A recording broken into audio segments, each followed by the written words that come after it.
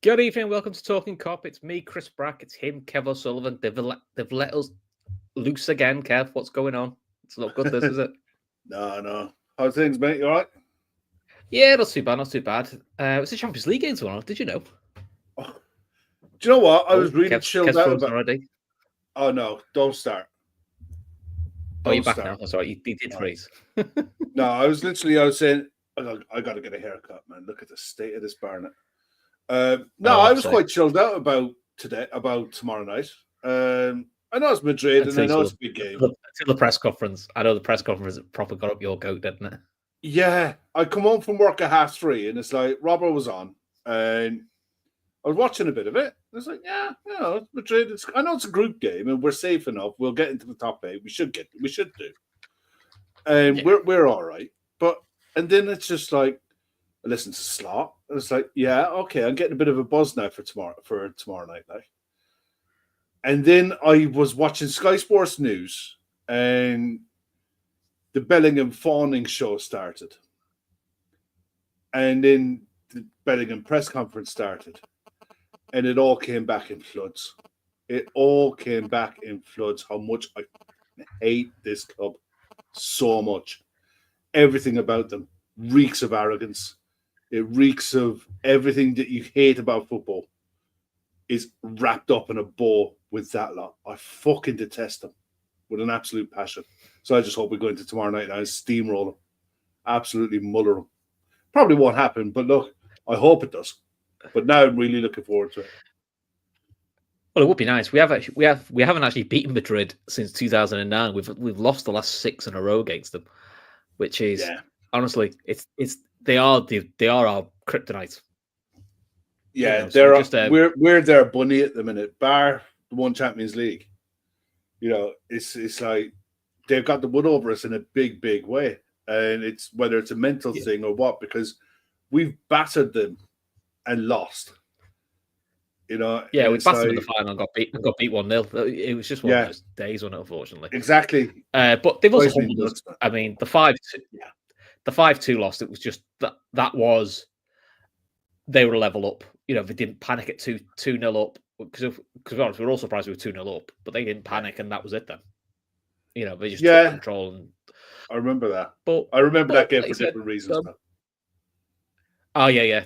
The whole cat gate still worth it. I still wait for that to appear on me memories. Oh, I remember this happened. I was going to say Bellingham presser got me fired up. Yeah, he was. I mean, the other thing with Bellingham, it was pretty standard stuff. Asked him about Trent, and he kind of did the straight bat of, yeah, he's me, mate. I'll see him for England. I'm not going to talk about him in any other way. Sort of let slip that he didn't enjoy the criticism he got during the Euros from the press, which I was like, I'm not being funny, mate. You're in Madrid. I can't imagine it's a barrel of laughs in Madrid, with their press if you're not playing well. I mean, the Spanish press aren't exactly relaxed when Madrid don't play well, or Barcelona. So, it's kind of comes with the territory, really, doesn't it? But be an interesting game, though, Kev, because I mean they've got quite a few missing as of week, which Slot rightly pointed out. So for us, Alisson didn't train today, but I don't think he was ever expected to. I don't think he'll start at the weekend either. My gut feeling is I don't think he's back till Newcastle, which to be honest is fine because Kelleher's doing fine. Costas being out for a couple of weeks is a bit of a blow in terms of squad rotation, because I think Costas would have started tonight, or he would have started Southampton. I think Costas would have got one of these 3 games. So are we going to ask Robbo to do 3 in a week, or are we going to use a bit of Joe Gomez? I mean, the fact Robbo did the press says he's starting. I don't know about that. Yeah, no, I don't know about that. I think he'll have it in his head the next 3 fixtures, and 2 of them are at home. I think he'll want to use Trent in some way, shape, or form, even if it's off the bench, to try to take the minutes, to try to shoulder some of the minutes for Bradley, because Bradley had the 2 games for Northern Ireland. Plus, I think it's underestimated the amount of energy that we put into that Southampton game. we did an awful lot of pressing in that game. And by the end of it, there was a few. Dominic Szoboszlai especially was running on fumes and running through Trico. Robbo looked like his legs were gone with 20 minutes to go. I think, irrespective of the Costas injury, I expect Joe Gomez to be really involved over the next few fixtures. And given, which is what you need him for, isn't it? yeah, but I think I wouldn't be a bit. I think we're going to find out an awful lot about Conor Bradley tomorrow night and how the clubs see him, because there's two schools of thought for me. Do you start him knowing that Kylian Mbappe is going to probably be playing off the left wing and say, here you go, handle one of the best left wingers in the world at the moment, who's an absolute speed demon, and see how you get on? Or do you protect him a little bit and use Joe Gomez as your more experienced defender and play Madrid a kind of a different way, where we try to soak it up and draw them in to play them on the break? We've tried so many different ways playing Madrid, but it seems like the bigger the opposition that we've played so far this season, we've been more than happy to give them the ball and say, yeah, no, we'll go at you when we can go at you, when we feel secure enough to go at you. You know, do you get me? It's like, I don't think we'll go. No, I understand. I don't think we'll do. I don't think we'll go at them like we have done in the past. Yeah. I think it might be a bit more of a patient approach. I think right back is the question, because I do think Robbo's going to start with him doing the press, but I suppose it's how fit is Trent, because if he's only going to do 5-10 minutes of this game, he's unlikely to start City then. So I would say you're probably going to start Bradley against City. So maybe this is the game to put Gomez right back to protect Bradley's legs a little bit and give Bradley City. Yeah, it seems to me the decisions we got to make now is almost.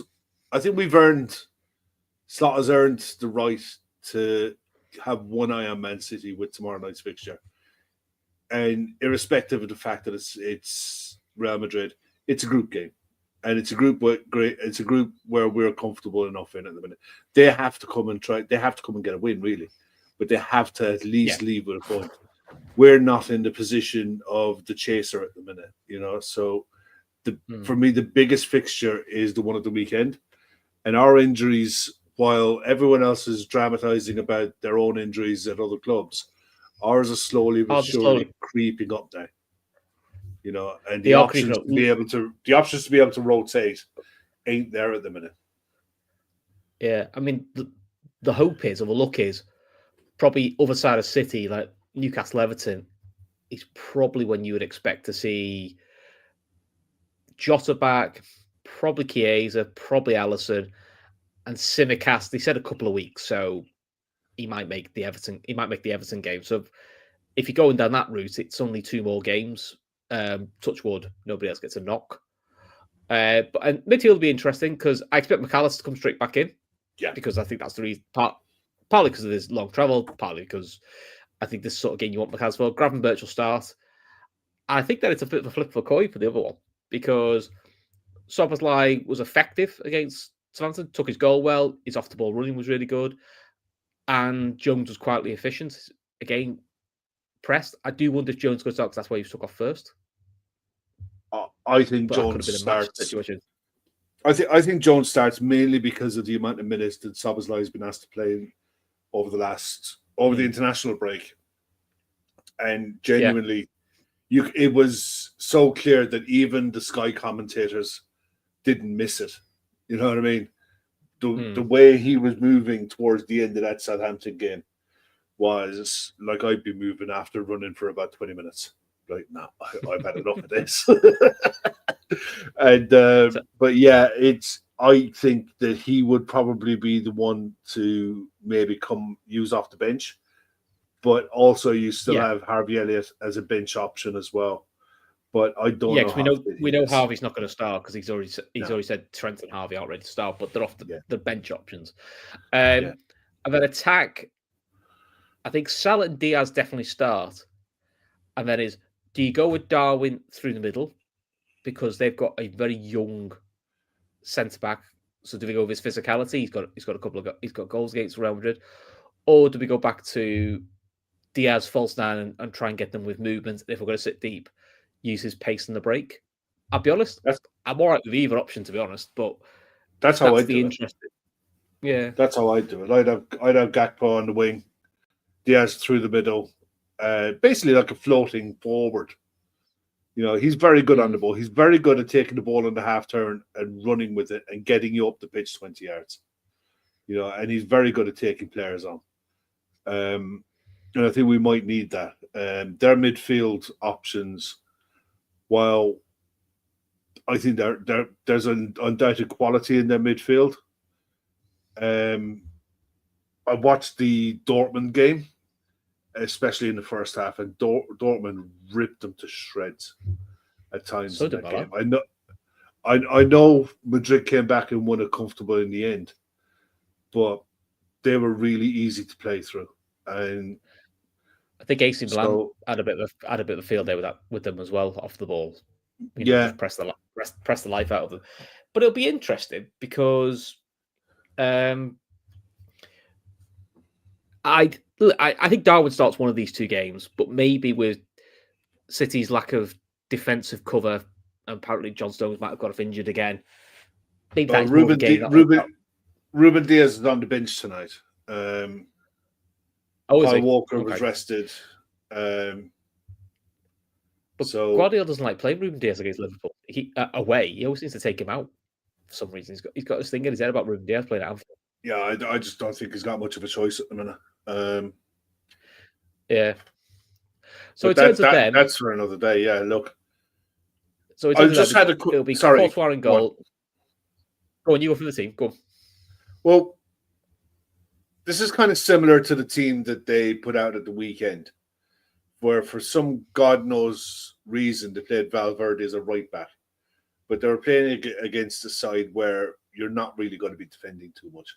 So he kind of ended up in midfield all the time, and they left Rudiger and Asensio at the back to just patrol the back, really. And, but the way they've got him lined up here is Ferland Mendy, who didn't play at the weekend, Rudiger, Asensio, and Valverde again at right back. But you're saying to me that, what's his name? Lucas Vazquez might be available. So possibly, yeah. He's one option. Courtois is a hell of a keeper. We know that. He'll play. But it's the rest of the side that is got quality. No doubt about it. Goulet, where his future is up in the air at the minute, there's talk of him maybe going on loan, following very similar lines to what Odegaard has done. Yeah. Camavinga, undoubted quality. Modric, despite his age, you'll get an hour, 70 minutes out of Modric, and that's worth it, But it's a case of what do they do with Bellingham? I think they'll play midfield three. I think it'll be Goulet, Camavinga, and Modric in the middle. With Bellingham in as 10. Yeah, basically false nine,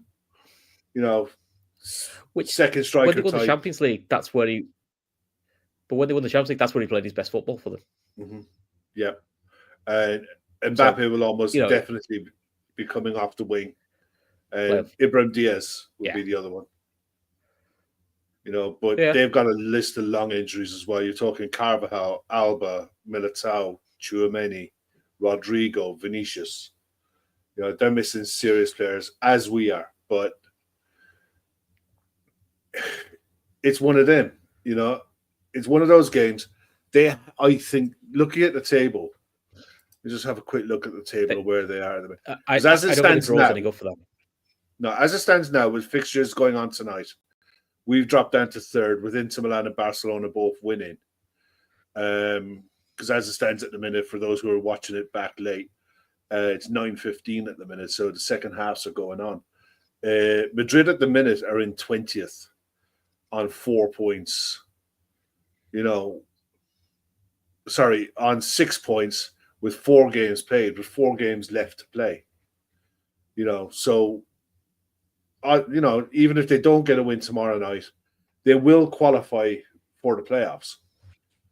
But with this way the Spanish winter break tends to work, they'll come back to a massive fixture pileup in January. They won't want that. But at the minute, 8th is sat on 10 points. Bayern have got a similar problem, probably. But Bayern are 1-0 up at the minute. They might be playoffs, mightn't they? And I think also with their winter break as well, they're going to have a similar problem. So, which is why Arsenal winning is big for them, because they need to get themselves back in the top 8. Sorry. Yeah, exactly. It's all really condensed because it's only an 8-game sprint, really. It's a couple of wins or a couple of losses makes a massive difference.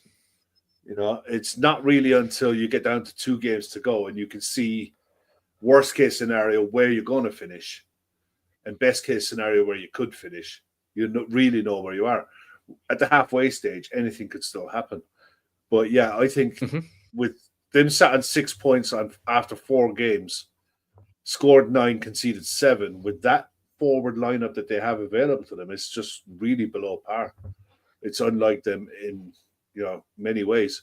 But they get a win tomorrow night, that pushes them up on the same point total as Milan, Atletico Madrid, Villa, Bayern Munich, Borussia Dortmund. So it's all back on for them. So it's all really on for them. Whereas if we win tomorrow, we jump back to the top on 15 points, and then we really know we're settled. So it's a big. I think if we win tomorrow, you probably need 1 point from your last couple of games, and then because we always think 16 will do it. So yeah, they might be better side. You're right with Anthony Student, but I mean that's what you use him for. They use him to cheat to stay up, if you know what I mean. A bit like we do with Salah. So obviously there was Salah chat in the press conference. Yeah, do you want to have a chat about it? Obviously, we may as well.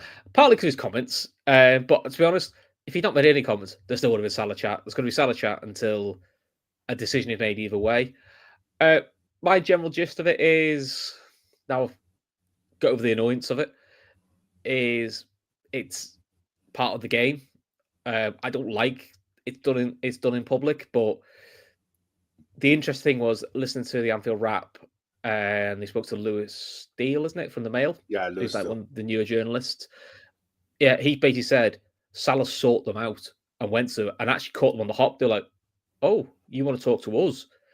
And he said, he knew what he wanted to say. He said it. So when Virgil came and spoke to them, they don't knew what to ask Virgil because they're all a bit caught off guard.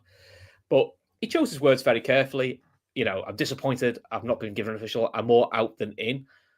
Well, you are more out than in when you've not signed a contract because you've only got 6 months left. Says to me, whatever the preliminary talks is, he wants to hurry him up, and he's trying to hurry the club up to get a deal done. Now, my gut feeling is it's nothing to do with wages. I think it's all about contract length. I've seen Carragher saying he's disappointed in Salah and he should just keep his mouth shut.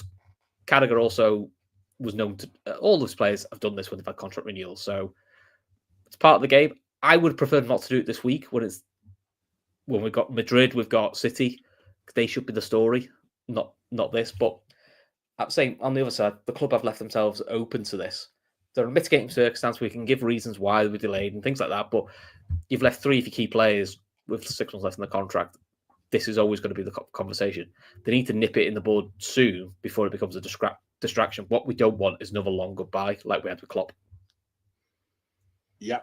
And Dan J there, I 100% agree with what Carragher said. So do I. There's a time and a place for these conversations, and I guarantee you that press conference today doesn't get a mention of Mo Salah's contract without Mo Salah seeking out a journalist to make a point after he'd won a game at Southampton. He could have made the same point if we'd have beaten Man City at the weekend, but he can't take that risk because there's every chance that we could go into tomorrow night's game and possibly lose, and there's every chance that we could go into the weekend's fixtures against Man City and lose. Two possibilities that are real, they're real possibles. But he decided to use a platform to go out and say what he wanted to say, and that's the game. You're right, it is the game. I don't like that aspect of football. I've never liked that aspect of football. And to say that the journalists, hang on, to say the journalists didn't know what to ask Virgil, bullshit. There was a press officer stood behind Virgil, so there was a press officer stood behind Mo. Mo just went and spoke to them. The press officer was behind Virgil, and I guarantee you that press officer told the journalists, Virgil told them, don't ask me about contracts. I'm not talking about them. Guaranteed. They've already done. Yeah. Because they wouldn't be doing their job. The club could have done without that. Well, if they wouldn't be doing their job if they didn't turn around. By the way, Mo's just said this. What's your reaction? And by the way, what's your contract situation going on like as well? They wouldn't be doing their job if they weren't told beforehand, don't talk about this because I'm not talking about it. So Mo made a point after winning the game to go and say what he had to say. And look, he's perfectly within his rights. He wants, and I think there's a deal there to be done for all parties concerned. But the deal has to be right for all parties. It can't just be right for Mo Salah and the club are going like, look, we're being bullied and blackmailed into this. Yes, the situation is what the situation is. But at the same time, I don't believe that the club, I think they'll be flexible with what they're prepared to offer and length the contract they're prepared to offer. But I don't think they're going to shoot themselves in the foot and write checks that down the line could prevent us being able to go and strengthen when we need to strengthen as well. Because these contracts, yes, they're renewals, but they will cost money. They're not going to be free. So I don't know. The press conference then, he slotted brilliantly as he usually does. He's become the master deflector now. He turned around and basically turned it around. I thought Robert deflected it as well because it was the first question he got asked and he just smirked. He goes, I said, I could have bought money on this being the first question. And he said, laughed at a joke about it. He's just went, what we're going to, because I think players like, what we're going to say? I don't care when the contract's done. I'll worry about that in the summer. I think if he was acting the bollocks in training, I think then they'd have something to say about it. But there's no sign of that. No, and the other side of it is, I'd be honest, I'd be amazed if the players themselves didn't know. I'd be amazed if the squad didn't know. Or not the squad so much, but the senior players, the leadership, will have leadership group. Yeah, they'll have inklings of what they want to do. They might not have come out and said, "By the way, I'm signing, I'm staying." But they will have a feeling about how this is going. Look, I hope all three stay. I genuinely do. But I'll be honest. Of the three, Trent's the one I think is the most ambiguous. Partly because of his age. I can see with his age why the Madrid move would appeal to him. And listen, you can only breathe social media rumors but there is a feeling, and the way certain journalists talk, you feel like there's a deal to be done for Salah and Van Dijk, and you kind of feel like it's, maybe not close, but you can't. They're probably in the ballpark, and it's just like ironing it out. Yeah, the Trent stuff, look, there's no real talk about. There's no real talk about either. There's no talk that he's declined it. There's no talk that they're close to agreeing. That's the one that's probably interesting, and I'm assuming it'll be a fight. It'll be a fight between him and Salah, who's last, because they'll be the two biggest deals. I think the Van Dijk one will be probably around what he gets now. I can't for the life of me understand how a deal for Trent Alexander-Arnold can be seen in the same light as a deal with Mo Salah. They're not going to get anywhere near close to the same ballpark wage-wise. Not a hope. There is no way in God's green earth you're paying a right back the bones of 300 grand a week. It's just never going to happen in a month of Sundays. Madrid won't do it either. I think Madrid will never do it. He might do, but that's nowhere near. I think he goes. Yeah, but I think that's what I wonder if he's waiting for Virgil to get his deal to go. And he says, he might say, I don't want Mo's money, but I want to be, maybe he wants to be second because he thinks he's heir to the captaincy. That may be the case, but he's never. Carvajal at Real Madrid, arguably their best player last year, one of their longest club servants, one of their best right backs who ever played the game in Spain. is on 200,000 euro a week, plus bonuses and incentives, what have you. There is not a hope in hell that Madrid are going to offer Trent Alexander-Arnold more than that.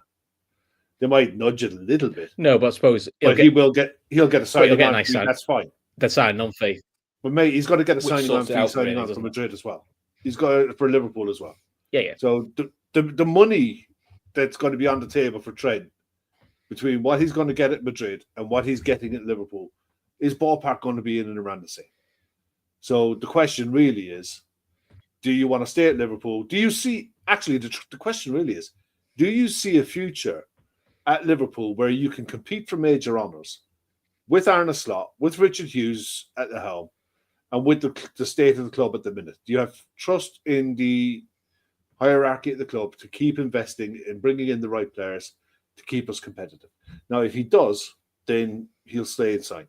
If he doesn't, then he'll go to Madrid, where it's going to be one of two teams is going to be competing to win the title, and they'll be knocking around the last four of the Champions League every year because they just did. And and that's it. I mean, for me, that it comes down to that. Does he want to stay and basically challenge and be like Jamie Carragher, play 700-800 games for the club, and go down, or and be remembered in 50 years' time as the best right back to play for the club? Or does he want to go the Steve McManaman, Michael Owen route? Yeah, I had a really good time at Liverpool. I did what I did, and I went for pastures new and cry about it in 10 years' time when the fans don't look at him the same way as Michael Owen did today. And that's his choice. Yeah. Yeah, I read some of the Michael Owen piece. Some of the headlines we took a little bit out of context, saying you should go. Implying Owen said he should go to Madrid. He basically said he did it. He did the challenge, and he regrets it because it didn't work out. And actually, he's a bit of a pariah. I think also the fact he went to Man United probably made you more of a pariah than that was else. the only thing that made. But, yeah. In hindsight, I think if he'd not gone to Man United, I think he might have got. I think he might have got a bit more of a fair crack of the whip if he'd not done the Man United move. Killed it. And that ended it for me totally. I mean, I understand the scenario where he wanted to come back to Liverpool. The door was closed to him. Newcastle was there. Newcastle are a big club. He went to Newcastle. Looking back in hindsight, I have no problem with that. But for him to turn around and say the only offer was on the table for me when I wanted to leave Newcastle was a move to Manchester United or a move down the league to the likes of Fulham. Like, hang on a minute, mate. Are you telling me that Manchester United were interested in you and not any other club? Bullshit. You went to Man United because Hull was the other club that wanted it. My bollocks.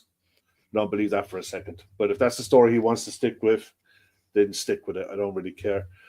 John Summers makes a quick point there. Hi, guys. Thoughts on how much we can get for Kelleher if we sell him? He's been brilliant this season. I think 35 to 40 million. I do too, if he had 4 years or 5 years left in his contract. He's got 2 in his contract, I think. So you probably look at. I think you're looking max about 30. Max. Nah, not a whole. You won't get that. I think with 2 years left in his deal, it depends. I think the club will do him a solid. Actually, I think if an English tries to go for it, I think the price will hike up. If you I don't think that price. I don't think that price. I don't think that price out of a move. I could definitely see him doing a job at a top club in Germany, a top club in France, or a top club in Italy. And there's a fair few British and Irish players making that bet now. I think so. But there's a fair few British and Irish players making the trek to Italy. Where it's definitely an area where I think he could do really well there. So especially the way Italian football is starting to evolve with playing from the back, and they want keepers to be footballers as well as top quality keepers. So, but I think you'll be looking to get about. I think you'll be getting £15 million. But it's now getting to a thing now where if you get an Italian side in Europe now, you're like, oh, for fuck's sake. It's like this is going to be a grind, this now. Whereas for a good 5-10 years, for a good 5-10 years, it was kind of like, yeah, it's a tricky one, but it's just like going to a lower Premier League side. You'll see them off. Whereas now you're going like, oh no, you have to take me seriously. I mean, listen, look at Atalanta did to Liverpool and to Bayer Leverkusen. And they're not even the best team in Italy. That's what they can do. Not AC even Milan have close. turned Madrid over already. AC Milan just turned Madrid over comfortably. Inter have turned Arsenal over. Italy's becoming no joke, really. So, get back to tomorrow night. How do you see this game going then? Because, too good. Look, Madrid are a good side. They've had a bit of a shaky run in Europe, but domestically they've been doing okay. I think 4 points off top, aren't they? Something like that. Yeah, not far. They were. I think Barcelona did a job on them. Barcelona did a job on them in the Clásico. But other than that, they've been churning out wins. I don't think the front three, Ancelotti has figured out a way to get all three playing together. But I think with Vinicius not there and Rodrigo not there, I think you could look at. I think Mbappe will look at tomorrow night as being, I'm going to show you who I am and what I'm all about tomorrow night. You're coming up against his French colleague, teammate, guy who's taken on the captaincy of France. He was dropped for the last few games. So, I think tomorrow's a serious test. It's a savage test, no doubt. Yeah. Rarely, I fancy us against Madrid. Normally, Madrid, I'm always a bit. It's more of a hope. It's more hope than anything else. But I just think the form we're in, and because it's at home, if it's at the Bernabeu, I'd be more worried.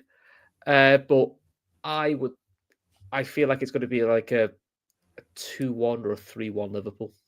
I think Mo scores, and I fancy Canarsie from a corner. And if we get a third, it might be like a breakaway with like a Darwin or something like that. But I think they'll score because, they always score against Liverpool.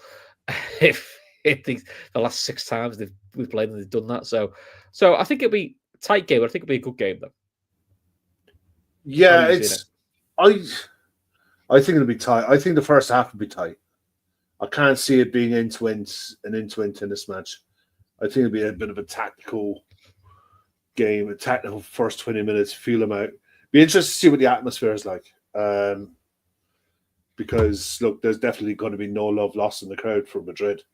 And they won't want a repeat of the last time they came to Anfield. Well, we literally just capitulated. We fell apart. But they'll want to put a marker down. Yeah, that's true. I mean, they'll want to put a marker down for where we are in the season. And they won't want to be turned over at home. So I think we'll be disciplined for maybe the first half. See how it evolves. If we get something, great. But whatever it is, don't concede. I think that would be the mindset for the first half an hour. Maybe the first half, maybe the first 60 minutes. And see how the game evolves. It'll be interesting. It'll be really one to watch is to see what we do at right back, and if we play Conor Bradley, how much help is he going to get on that side? Likely from Curtis Jones, and how will he handle Mbappe when Mbappe is on full flight? Because I think it's the one thing that you can level at Conor Bradley. He ain't the quickest. So positionally, he's going to have to be right on it. Yeah, that's probably the thing. He's still learning a little bit. That's probably like the Forest goal. I think there's probably the Southampton breakaway that was where he got caught out a little bit positionally. But look, what was he, 19? If that? Conor Bradley? Yeah, I think he's 20 now. 19, 20, yeah. Yeah, so he's only... Yeah, so, he's going to make these sort of mistakes and learning curves. They're just things of experience, and you pick that up. It's a good test for him. But... And this is not me saying I'm all right with us losing, because I don't want us to lose. Because of what we've done. He's 21. Oh, God. Yeah. Okay. Older than you think. He's rubbish then, Kev. Get rid of him. He's finished. He's 21. That's it. Done. Because of how well we've done the first 4 games, we've put ourselves in a nice position now where this this game now isn't the be all and end all and the must win that I'll be honest, we all thought start season shit. That week's gonna be horrendous. That's gonna be like must win. We've given ourselves a cushion where we don't have to chase the game. If you know what I mean, we don't have to go. We've got to win this game at all costs. Which every time we've played Madrid, it's either been a final or it's been a second leg at Anfield where we're chasing it. So that's helped us a little bit. It might play into hands because they've got to chase it. So they've got to be a bit more adventurous than Madrid normally like to be. Madrid normally like to soak it up and then wear you out. So it'll be an interesting battle of wills. See who does right. The benches could be important. Yeah, I think tomorrow. Big time. And I can't imagine their bench is going to be too weak, irrespective of whether we know many of the names that are on there now. Player that we haven't even talked about is Fede Valverde.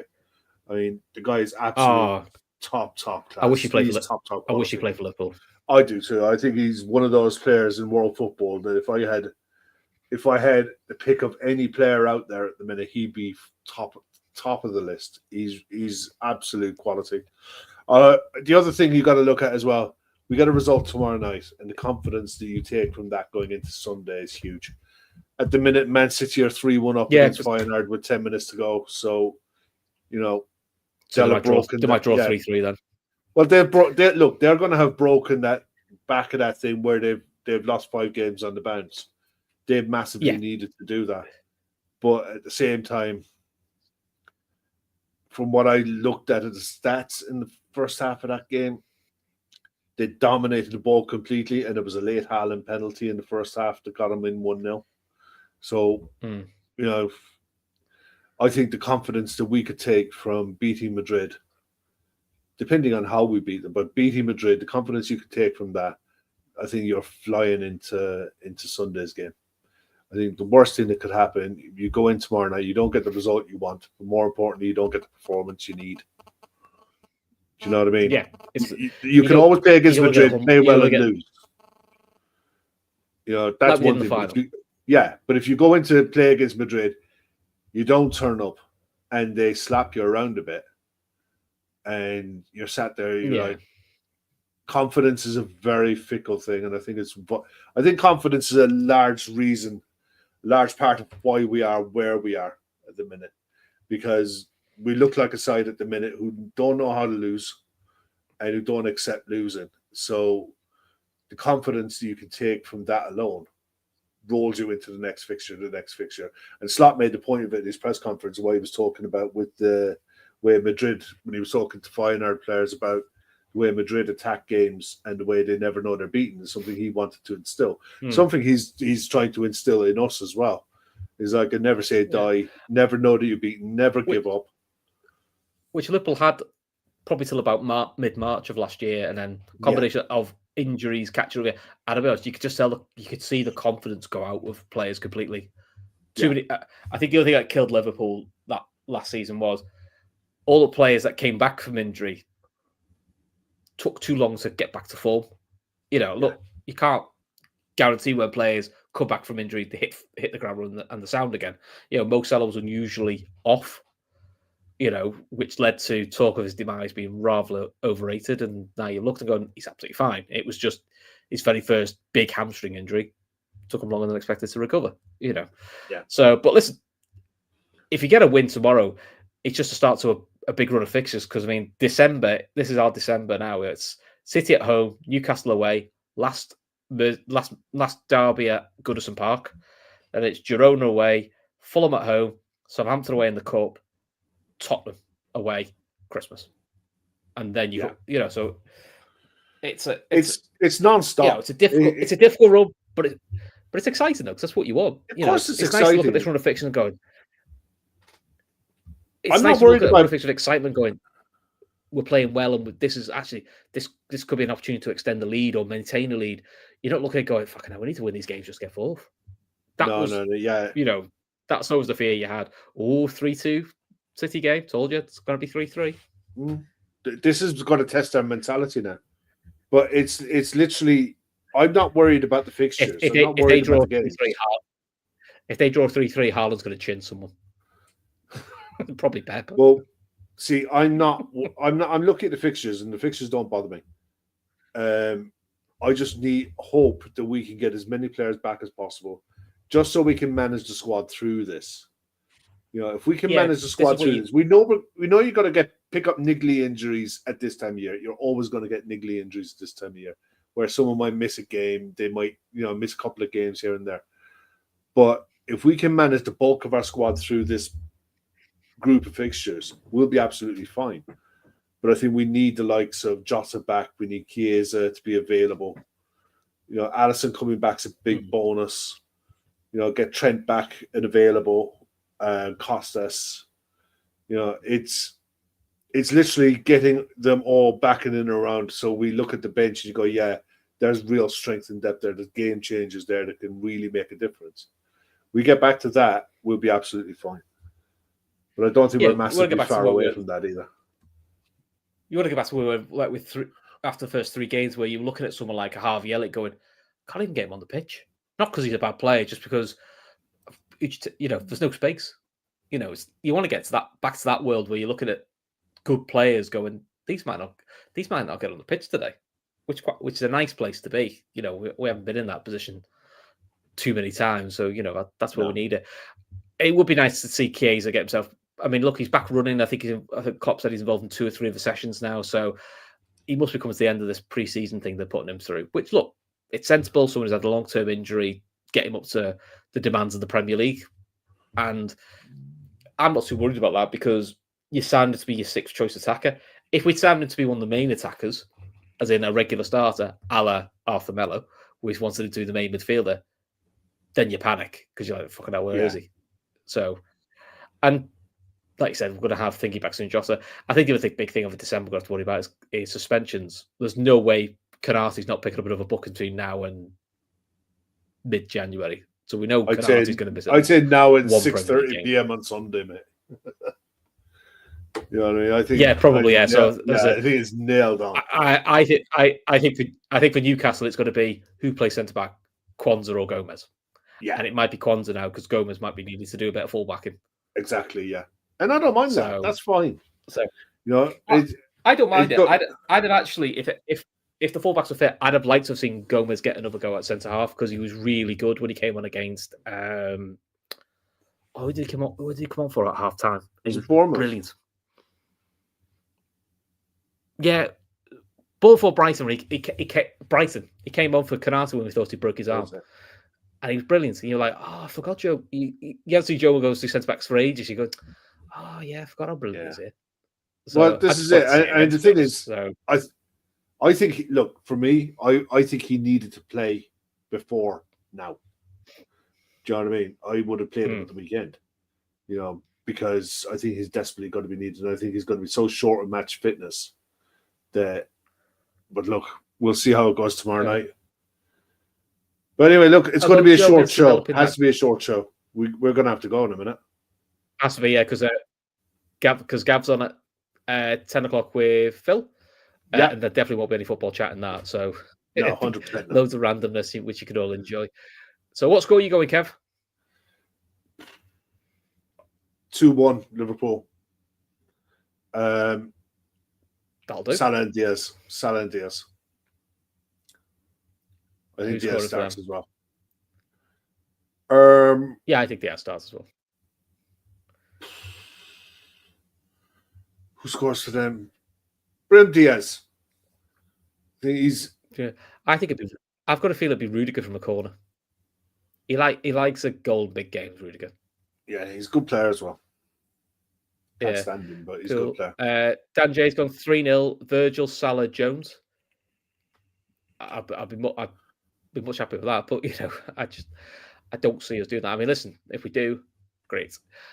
So don't forget our charity partners. So the Lighthouse Cafe and fan supporting food banks in Liverpool. So look, time of year, we know what it's like. It's nearly December. It's getting cold. This is when these charities need our support, need our money, because being homeless in Dublin is no joke, especially when it's this cold. So anything that can help that, and again, helping families and people, get food in them, over the cold winter time. So if you can donate, please donate. If not, please share it around. Look, you don't know who it'll touch, and hopefully that will get people there.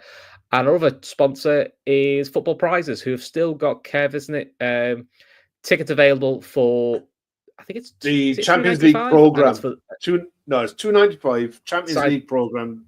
It's fully signed by all the squad, and there's loads of other spot prizes as well. It's great gifts for Christmas. All that lovely good stuff. All that lovely good stuff. Yeah. How are you getting on with Christmas shopping for your wife, Kev? Yeah, it's a work in progress, man. It's a work in progress. Is she a subscriber? Thank fuck no. Get her a Talkin Kop subscription. She'll be made up. I mean, you get them as well. I'll let you into a bit of virus slang, right? When someone says, "I will, I will, yeah." Oh, I know you've used that phrase many times, and I know that's not positive. That's why I do it. Yeah. Cool. So listen, me and Kev are gonna jump. We'll be Gav and Phil will be on at 10. Tomorrow it'll be post-match reaction, so it'll be our two lovely faces again, and hopefully Ashley. As long as she makes it to Oklahoma. Yes, because she's jet setting. She clearly got the better contract. I would say, Kev. We need to work on this. We need to do a Mo Salah. I think we need to do a bit of a press conference and get ourselves a better deal to be on Ashley wages. Let's be honest. No. We're like the Curtis Jones and Endo of the team. No one gives a shit about us.